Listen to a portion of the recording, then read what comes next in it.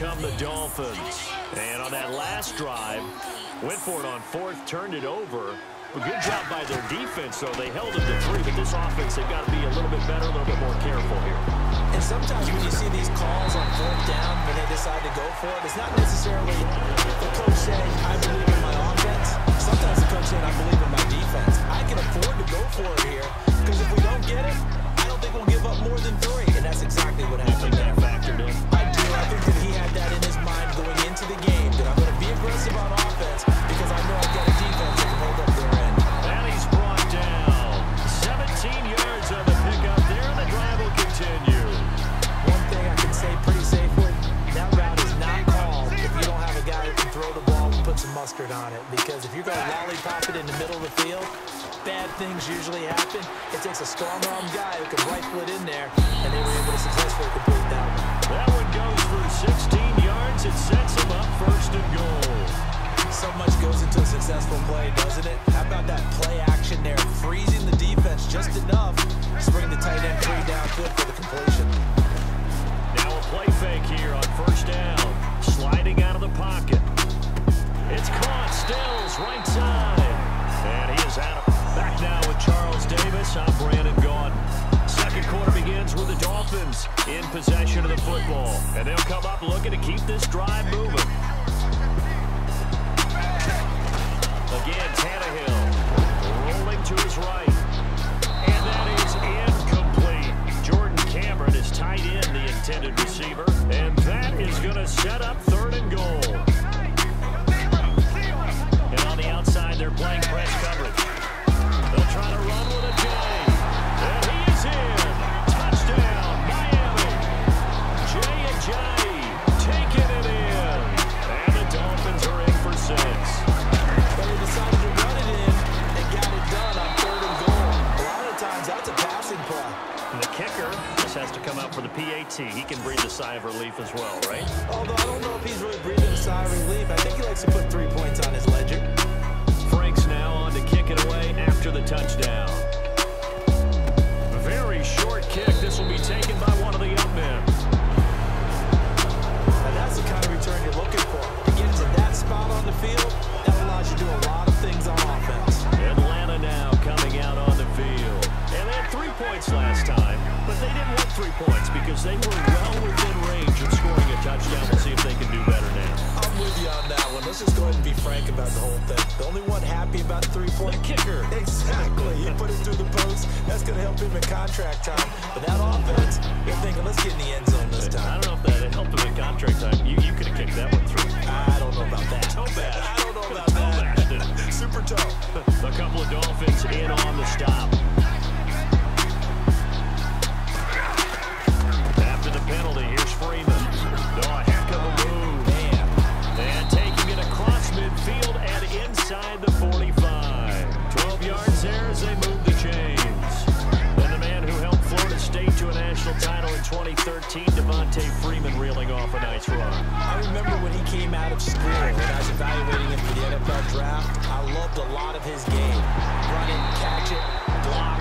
But I loved how hard he played. He played every play as if it were his last, and that ran him to the Pro Bowl after the 2015 NFL season. The good signal callers would never go back in the huddle and play the blame game because they need those guys to protect him. But on that last one, his offensive line, they lost their leverage very quickly, and that's why they were able to get to him and hit him as he tried to throw the football and force an incompletion. And he'll lose yardage on the play back at the 45-yard line. He lost 2 there, and it's third down. When I see Cameron Wake make plays like that, I can't help but shake my head sometimes. He had to go to Canada first before he came back to the NFL, where he's now an All-Pro. Yeah, undrafted out of Penn State, but look at him now. Looking for Jones, and it's intercepted. It's picked off by Jelani Jenkins. And he'll get this back across the midfield, striping down to the 47-yard line. Well, Ryan's trying to fit this one into his favorite target. It was once Tony Gonzalez. Then, of course, Roddy White. No question who it is nowadays, Mr. Julio Jones. But this one doesn't get there.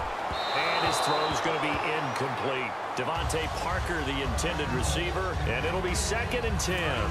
Second down following the incompletion.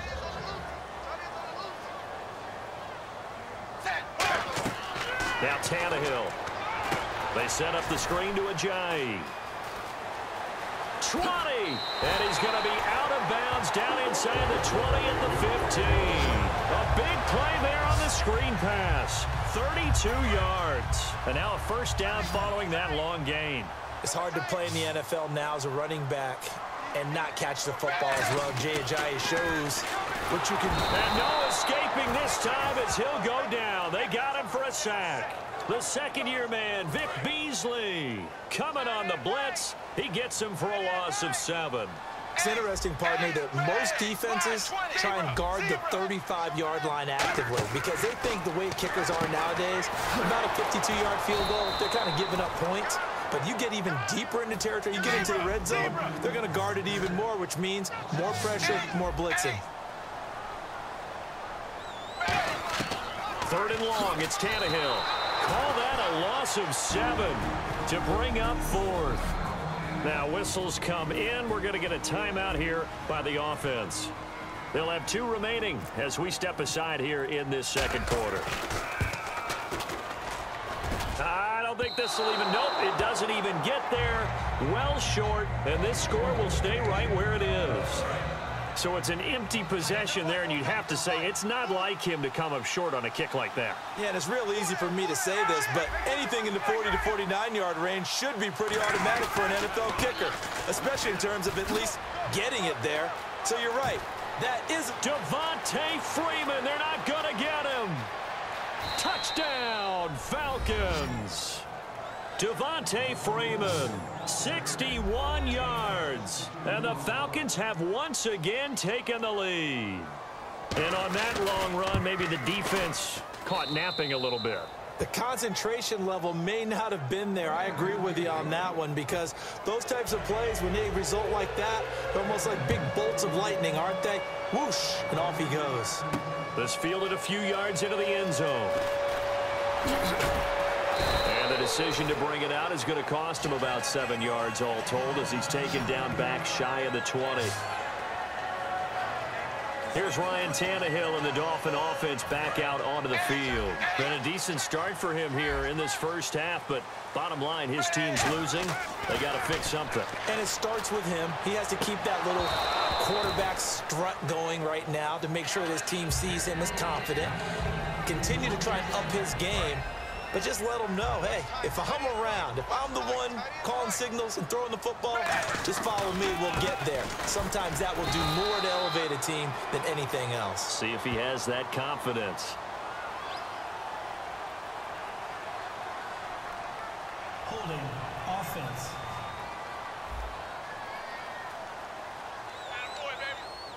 Still 2nd down.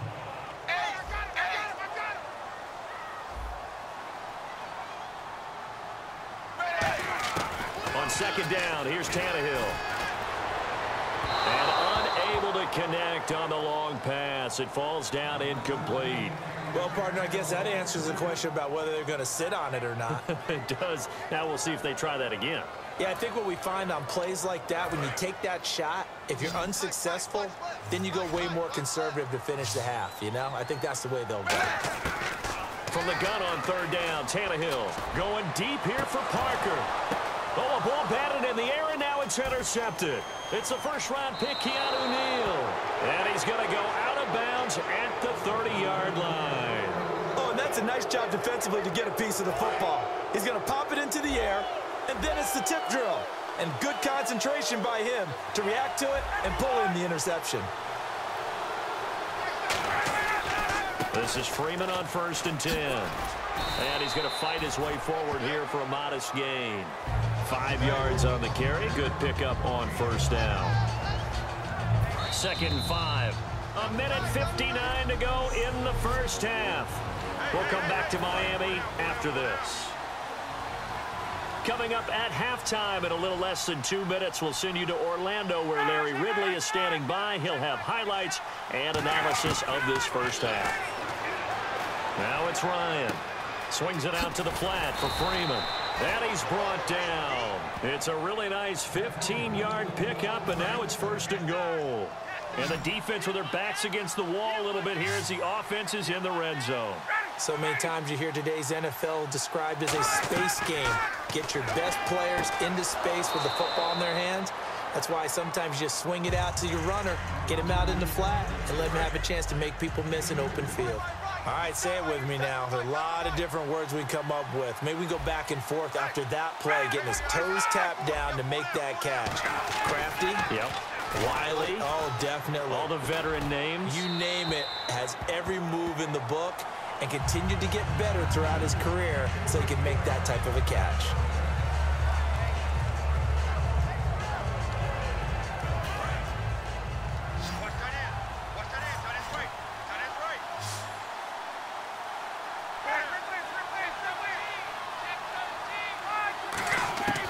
On 3rd and goal, Ryan.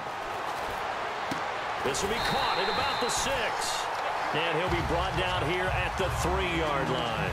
He wasn't the primary target, but I think it was almost like a check-down situation, wasn't it? Yeah, hoping he can break some tackles, a big tight end, but he couldn't do it. Yeah, get it to that big frame and hope he can scatter some bodies, unable to get it done.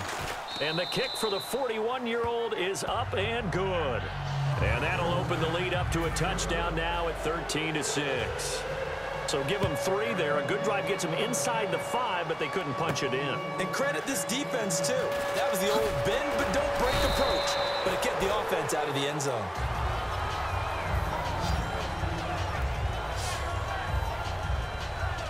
Out comes the Miami offensive unit now. They get set to take over. And what do you think goes on here in this situation? If you got the football, you're trailing, you're back in your own territory with just a little time. Do you try something? You're thinking about jump-starting your team, right? You just mentioned it. They're down. They're trying to get back into the game. But you've got to figure, if something goes wrong,